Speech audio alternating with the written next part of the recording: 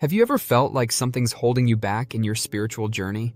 It might surprise you to know that harboring bitterness could be the culprit, and the Holy Spirit may be withdrawing some vital blessings from your life. Bitterness is a subtle yet powerful emotion that can creep into our hearts and minds, often unnoticed. As believers, we often assume we're immune to its effects, but the truth is, it can subtly sabotage our relationships with God and others. If we're honest, many of us have experienced bitterness in our lives, whether it's towards a family member, a friend, or even God Himself. We try to justify our feelings, thinking we're somehow entitled to hold on to them. But the reality is, bitterness is a toxic emotion that can prevent us from truly experiencing the fullness of God's love and His plans for our lives. When we hold on to bitterness, we essentially close the door to the Holy Spirit's transformative power. It's like having a "do not disturb" sign on our hearts, telling God to stay at bay. As we'll see today, harboring bitterness has serious consequences for our spiritual growth and relationships. The Holy Spirit is grieved when we choose to hold on to resentment, and it can lead to a stifling of His work in our lives. Many of us know that bitterness is wrong, but we often underestimate its profound impact on our relationships. When we harbor bitterness, it creates a toxic atmosphere that affects everyone around us. It's like a contaminant that seeps into every pore of our being, poisoning our minds and hearts. We may think we're only hurting ourselves, but in reality, our bitterness affects our families, friends, and even our communities. When we allow bitterness to take root, it undermines our trust in God and others. We start to doubt His sovereignty and question His goodness. We become guarded, always on the lookout for potential threats or betrayals. This mindset not only damages our relationships, but also hinders our ability to receive from God. We become like hard, dry soil that can't absorb the water of His love and blessings. Bitterness also causes us to focus on our own hurts and wounds, making us self-absorbed and isolated. We become so consumed by our own pain that we fail to see the needs of those around us. It's like being trapped in a prison of our own making with no way to escape. When we're bitter, we lose our sense of empathy and compassion. We become judgmental and critical, always ready to point fingers at others. This creates a toxic cycle of hurt and retaliation, where everyone ends up losing. Harboring bitterness is like having a leak in our spiritual vessel. It allows the enemy to pour in lies and deceit, further convincing us that we're justified in our anger and resentment. It's a subtle yet insidious form of deception that can lead us down a path of destruction. As believers, we're called to live lives that reflect God's character. But bitterness undermines our witness and hinders our ability to represent Christ effectively. It's like having a contradiction sign on our foreheads, shouting to the world that we're not truly living according to God's principles.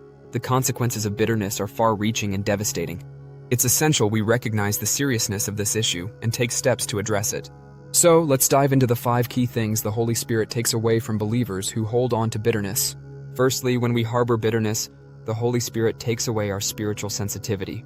We become numb to God's gentle whispers and promptings, making it difficult for us to discern His will.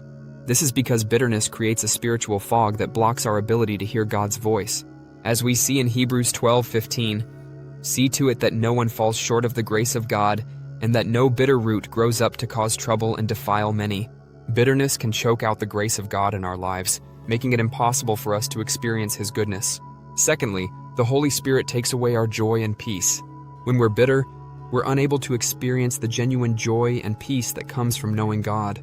This is because bitterness has a way of numbing our hearts, making it impossible for us to feel the warmth of God's love. In Proverbs 4:23, we're reminded to guard our hearts, for everything we do flows from it. When we allow bitterness to take root, we're essentially giving the enemy access to our hearts, allowing him to steal our joy and peace. Thirdly, the Holy Spirit takes away our discernment and wisdom. Bitterness can cloud our judgment, making it difficult for us to make wise decisions. This is because a bitter heart is always focused on self, rather than seeking God's perspective. As we see in James 3:14-15, "But if you harbor bitter envy and selfish ambition in your hearts, do not boast about it or deny the truth. Such wisdom does not come down from heaven but is earthly, unspiritual, demonic." When we're bitter, we're more likely to operate from a place of selfish ambition rather than seeking God's wisdom. Fourthly, the Holy Spirit takes away our ability to serve others. When we're consumed by bitterness, we become self-focused, and our desire to serve others dwindles. This is because our energy is spent on harboring resentment, rather than extending love and compassion. In Mark 12:30-31, Jesus reminds us to love our neighbors as ourselves. When we're bitter, we fail to demonstrate this kind of love, and our service to others becomes hollow and superficial. Lastly, the Holy Spirit takes away our spiritual authority. When we hold on to bitterness, we lose our spiritual credibility, making it difficult for us to effectively pray for others or share the gospel. This is because our own hearts are not free from the bondage of bitterness. In Matthew 7:1-2, Jesus warns us against judging others, saying, "Do not judge, or you too will be judged. For in the same way you judge others, you will be judged, and with the measure you use, it will be measured to you." When we're bitter, we're more likely to judge others rather than extending grace and mercy. The most significant insight about letting go of bitterness is that it's not just about us. It's about the transformative power of forgiveness and the freedom it brings to our lives. When we choose to release our bitterness, we open ourselves up to the Holy Spirit's transformative power, allowing us to experience the fullness of God's love and plans for our lives. When we let go of bitterness, we're not just healing from past wounds, we're actually positioning ourselves for spiritual growth and renewal. It's like a spiritual reboot, where we get to start anew, free from the weight of resentment and anger.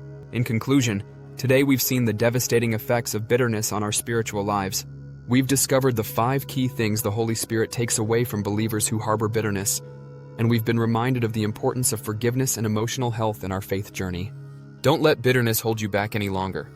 Take the first step towards freedom and healing today.